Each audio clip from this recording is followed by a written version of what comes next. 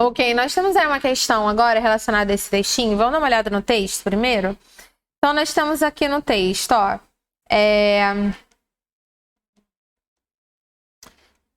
Nós vimos um filme na noite passada, tá? Esse é o título aí. Aí ele foi escrito por essa Marjorie Fuchs, Margaret Bonner. Então, o texto mesmo começa aqui, ó. Então, começa ali, ó. O ano era 1912, o Titanic era um novo e muito grande navio. As pessoas achavam que ele... Aí, ó, tem aqui o verbo to be, né? O verbo ser ou estar. E aí, as pessoas achavam que ele era seguro, tá? Então, eu já sei que esse meu verbo to be, ele ser ou estar, eu vou usar ele no passado. Mas em 15 de abril de 1912, o Titanic bateu num iceberg e aqui eu tenho o verbo afundar, tá? E provavelmente ele vai estar no passado também, porque aí eu tô falando de 15 de abril de 1912, tá? Mas vamos dar uma olhadinha ali. Mais de 1.500 pessoas perderam suas vidas. Então, essa é a minha questão, tá?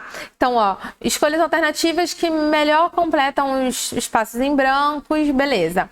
Eu percebo aqui, ó, que eu tenho o verbo to be, só que meu verbo to be todo tá no passado, né? Então, ok, já facilitou a minha vida.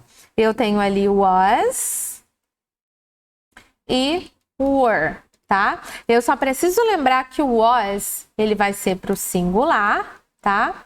E o were, eu vou usar ele ali para o plural, ok? Então, voltando. Aqui, só para eu decidir se eu vou usar o was ou were, tá? Então, olha lá. O Titanic era um barco muito grande, um navio muito grande e novo, tá? As pessoas achavam que o Titanic era seguro, tá? Então, vou usar aqui no singular, ok? Vou usar was, já vou deixar até marcado aqui o was ou was, tá? E aí, se a gente for até pensar aqui, vou colocar meus pronomes, ó. I was, eu era. He, she, it was. E é o que eu tenho aqui, né? O it was. Então, as pessoas achavam que ele era seguro, tá? Então, já fiquei aqui com a letra A ou com a letra B. Beleza. Aí, o próximo verbo que eu preciso colocar aqui é o verbo to sink, que é o verbo afundar, tá? Então, olha lá. Mas, em 15 de abril de 1912, o Titanic bateu no iceberg e afundou, tá? Então, o que a gente percebe aqui, ó, que eu tenho só sunk e sank. Olha lá o meu verbo, sem ele tá mexido, é o verbo to sink, tá? Então, eu vou colocar aqui, ó, o verbo to sink. Passado simples, ele fica sank.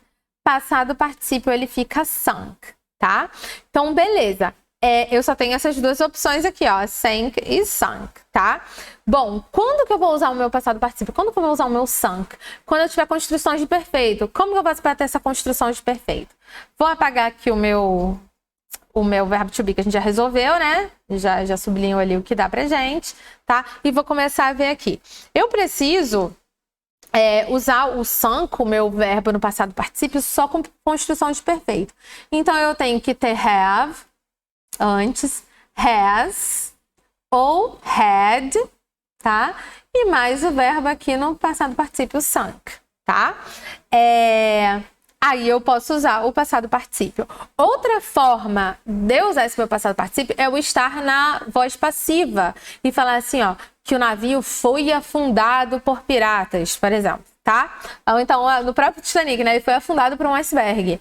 Então, eu usar o meu verbo to be, was, e o meu verbo no passado particípio, sunk, tá? Essas são as duas situações que eu poderia usar esse sunk aqui. Se eu tivesse o verbo to have como auxiliar, ou se eu tivesse um to be ali como auxiliar para eu fazer essa minha voz passiva, tá? O que não é o caso, ó. Eu não tenho nada aqui na frente, tá? Eu não tenho nada aqui na frente, eu tenho and, e aí eu tenho o verbo que vem depois. Então, como eu não tenho um verbo to be na frente, nem um verbo to have ali como auxiliar, só pode ser sank. Só pode ser o passado simples. Então, a minha resposta aqui vai ser a letra B.